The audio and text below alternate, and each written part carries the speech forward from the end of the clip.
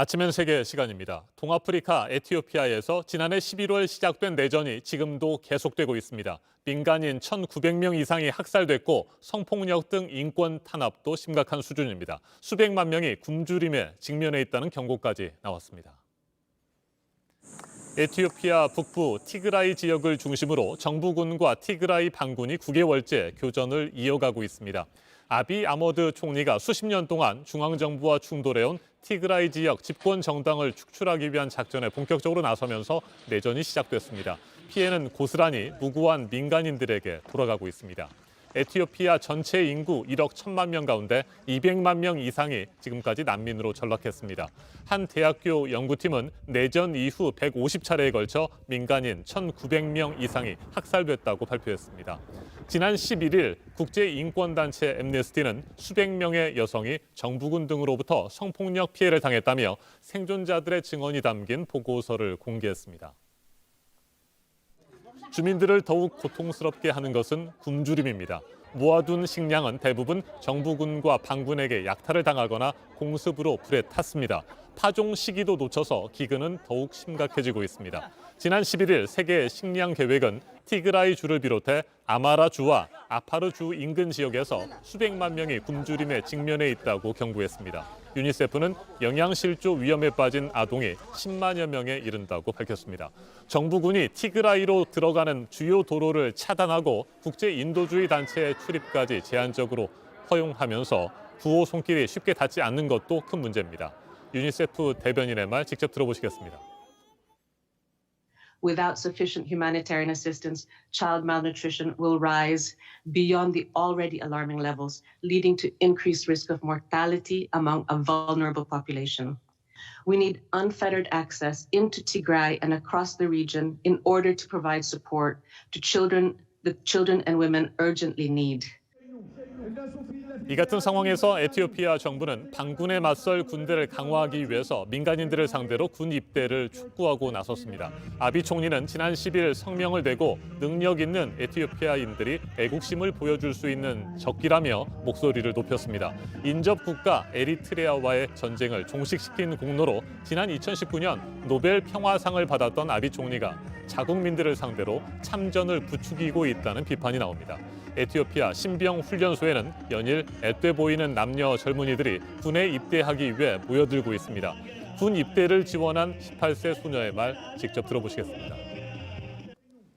እንደ አቅሜ ጉልበቴን አውጥቼ ያለው ነገር ሁሉንም ለማድረግ ራሴን አሳልፌ ለመስጠትም ዝግጁ ነኝ።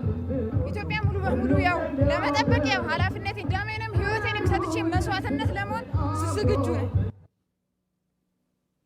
이처럼 내전이 격화되고 있는 가운데 민간인 학살과 인권 탄압, 기근 위기까지 닥친 에티오피아의 상황 전문가와 좀 더 자세하게 짚어보겠습니다. 이항규 아프리카 지식공유 연구소장 전화로 연결됐습니다. 소장님 안녕하십니까? 네, 안녕하십니까? 네, 아비 총리 지난 6월 말에는 반군을 향해서 일시적 휴전을 발표했습니다. 그런데 6주 만에 국민들에게 참전을 촉구하고 나섰습니다. 사실상 전면전에 돌입하겠다는 선언이다. 이렇게 분석해도 되겠습니까? 네, 그렇습니다. 제 생각에는 이 정부가 선언한 전면전은 티그레이 반군 세력에 대한 위협이라고 봅니다. 그래서 현실화할 가능성은 작거든요. 만약에 정부가 다른 민족, 예를 들어 아마라 오로모 민족들과 함께 티그레이 반정부군 소탕에 나설 경우 이는 자칫 돌이킬 수 없는 민족 간의 대분쟁으로 이어질 수 있습니다. 더욱이 티그레이 문제는 국내 문제를 넘어서 이웃 국가 수단과 에리트리아 안보에도 영향을 미칠 것입니다. 네. 특히 아프리카 뿔 지역에서 인구가 가장 많고 경제적 역동성을 가진 에티오피아가 아닙니까? 그래서 이 민족 분쟁이 전면전이 될 경우 아프리카 뿔 지역의 안보 불안은 물론 에티오피아의 무역 출구인 홍해 안보에도 영향을 미칠 것입니다. 따라서 최악의 사태가 될 전면전은 없을 것으로 봅니다.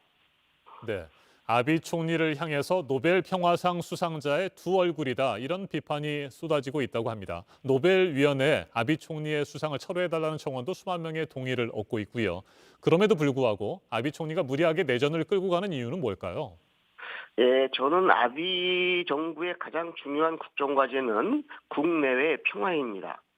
이미 알고 계시듯이 2019년 에리트리아와의 평화조약으로 2년간의 국경 분쟁을 마무리했고 이에 대한 공헌으로 노벨 평화상을 받지 않았습니까? 네. 하지만 국내 평화의 과제인 민족 분쟁 해결은 여전히 정치 사회적으로 민감하고 아주 복잡합니다. 이에 아비 정부는 국민 통합을 국내 평화의 방법으로 여기고 여러 정책을 실시하여 부분적으로 성공했습니다. 하지만 30년 동안 장기 집권했던 티그레이 민족과의 갈등은 결국 민족 분쟁으로 이어져 전쟁을 연상케 하고 있거든요. 제 생각에는 노벨 평화상이 오히려 아비 총리의 반정부 무장 세력을 제거해야 하는 잘못된 당위성을 갖게 한 이유가 되지 않았나 생각을 합니다. 네. 이미 일부에 의해 폭정 지도자로 비판받는 아비 총리에게는 티그레이 문제 해결 없이는 국민 통합과 국내 평화는 불가능한 것이나 다름없다는 거죠. 네.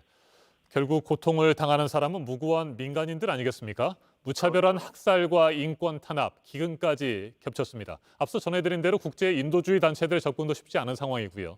해결책이 있을까요? 예, 그래도 가장 시급한 것은 국제사회의 빠른 조치라고 봅니다. 지난해 유엔 안보리가 논의했지만 공동선언은 실패했거든요. 아프리카 연합도 중재에 나섰지만 아비 정부의 내정 불가성 요구로 무산되었고요.